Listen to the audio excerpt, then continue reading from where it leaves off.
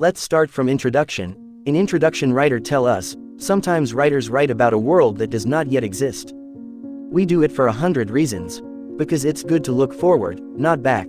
Because we need to illuminate a path we hope or we fear humanity will take. Because the world of the future seems more enticing or more interesting than the world of today. Because we need to warn you, to encourage, to examine, to imagine. The reasons for writing about the day after tomorrow, and all the tomorrows that follow it, are as many and as varied as the people writing. This is a book of warning. It is a reminder that what we have is valuable, and that sometimes we take what we value for granted. There are 3 phrases that make possible the world of writing about the world of not yet. You can call it science fiction or speculative fiction, you can call it anything you wish, and they are simple phrases. What if only, if this goes on, what if, gives us change, a departure from our lives. What if aliens landed tomorrow and gave us everything we wanted, but at a price? If only, lets us explore the glories and dangers of tomorrow. If only dogs could talk. If only I were invisible. If this goes on, is the most predictive of the 3, although it doesn't try to predict an actual future with all its messy confusion. Instead, if this goes on, fiction takes an element of life today, something clear and obvious and normally something troubling, and asks what would happen if that thing, that one thing, became bigger, became all-pervasive, changed the way we thought and behaved. If this goes on, all communication everywhere will be through text messages or computers, and direct speech between 2 people, without a machine, will be outlawed. It's a cautionary question, and it lets us explore cautionary worlds. People think, wrongly, that speculative fiction is about predicting the future, but it isn't. Or if it is, it tends to do a rotten job of it. Futures are huge things that come with many elements and a billion variables, and the human race has a habit of listening to predictions for what the future will bring and then doing something quite different. What speculative fiction is really good at is not the future but the present, taking an aspect of it that troubles or is dangerous, and extending and extrapolating that aspect into something that allows the people of that time to see what they are doing from a different angle and from a different place. It's cautionary. Fahrenheit 451 is speculative fiction. It's an if this goes on story. Ray Bradbury was writing about his present, which is our past. He was warning us about things. Some of those things are obvious, and some of them, half a century later, are harder to see. Listen, if someone tells you what a story is about, they are probably right. If they tell you that that is all the story is about, they are very definitely wrong. Any story is about a host of things. It is about the author. It is about the world the author sees and deals with and lives in. It is about the words chosen and the way those words are deployed. It is about the story itself and what happens in the story. It is about the people in the story. It is polemic. It is opinion. An author's opinions of what a story is about are always valid and are always true. The author was there, after all, when the book was written. She came up with each word and knows why she used that word instead of another. But an author is a creature of her time, and even she cannot see everything that her book is about. More than half a century has passed since 1953. In America in 1953, the comparatively recent medium of radio was already severely on the wane. Its reign had lasted about 30 years, but now the exciting new medium of television had come into ascendancy, and the dramas and comedies of radio were either ending for good or reinventing themselves with a visual track on the idiot box. The news channels in America warned of juvenile delinquents, teenagers in cars who drove dangerously and lived for kicks. The Cold War was going on, a war between Russia and its allies and America and its allies in which nobody dropped bombs or fired bullets because a dropped bomb could tip the world into a third world war, a nuclear war from which it would never return. The Senate was holding hearings to root out hidden communists and taking steps to stamp out comic books. And whole families were gathering around the television in the evenings. The joke in the 1950s went that in the old days you could tell who was home by seeing if the lights were on. Now you knew who was home by seeing who had their lights off. The televisions were small and the pictures were in black and white and you needed to turn off the light to get a good picture. If this goes on, thought Ray Bradbury, nobody will read books anymore, and Fahrenheit 451 began. He had written a short story once called The Pedestrian, about a man who is incarcerated by the police after he is stopped simply for walking. That story became part of the world he was building, and 17-year-old Clarice McClellan becomes a pedestrian in a world where nobody walks. What if firemen burned down houses instead of saving them? Bradbury thought, and now he had his way into the story. He had a fireman named Guy Montag, who saved a book from the flames instead of burning it. If only books could be saved, he thought. If you destroy all the physical books, how can you still save them?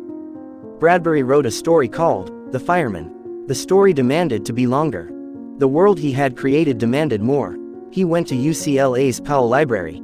In the basement were typewriters you could rent by the hour, by putting coins into a box on the side of the typewriter. Ray Bradbury put his money into the box and typed his story. When inspiration flagged, when he needed a boost, when he wanted to stretch his legs, he would walk through the library and look at the books. And then his story was done. He called the Los Angeles Fire Department and asked them at what temperature paper burned. Fahrenheit 451, somebody told him. He had his title. It didn't matter if it was true or not. The book was published and acclaimed. People loved the book, and they argued about it. It was a novel about censorship, they said, about mind control, about humanity. About government control of our lives. About books. It was filmed by Francois Truffaut, although the film's ending seems darker than Bradbury's, as if the remembering of books is perhaps not the safety net that Bradbury imagines, but is in itself another dead end. I read Fahrenheit 451 as a boy. I did not understand Guy Montag, did not understand why he did what he did, but I understood the love of books that drove him. Books were the most important things in my life.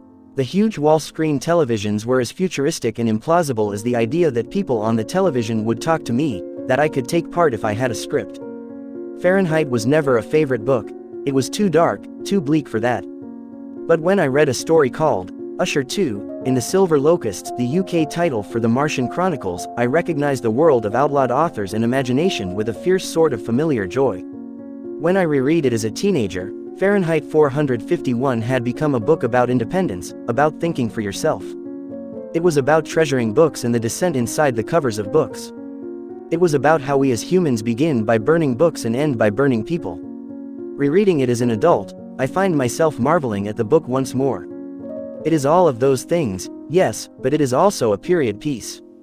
The four-wall television being described as the television of the 1950s, variety shows with symphony orchestras and low-brow comedians, and soap operas. The world of fast driving, crazy teenagers out for kicks, of an endless Cold War that sometimes goes hot, of wives who appear to have no jobs or identities save for their husbands, of bad men being chased by hounds, even mechanical hounds, is a world that feels like it has its roots firmly in the 1950s. A young reader finding this book today, or the day after tomorrow, is going to have to imagine first a past, and then a future that belongs to that past. But still, the heart of the book remains untouched, and the questions Bradbury raises remain as valid and important. Why do we need the things in books? The poems, the essays, the stories. Authors disagree. Authors are human and fallible and foolish. Stories are lies after all, tales of people who never existed and the things that never actually happened to them. Why should we read them? Why should we care? The teller and the tale are very different. We must not forget that. Ideas, written ideas, are special. They are the way we transmit our stories and our thoughts from one generation to the next. If we lose them, we lose our shared history. We lose much of what makes us human. And fiction gives us empathy. It puts us inside the minds of other people, gives us the gift of seeing the world through their eyes. Fiction is a lie that tells us true things, over and over. I knew Ray Bradbury for the last 30 years of his life, and I was so lucky. He was funny and gentle and always, even at the end, when he was so old he was blind and wheelchair-bound, even then enthusiastic. He cared, completely and utterly, about things. He cared about toys and childhood and films. He cared about books. He cared about stories. This is a book about caring for things.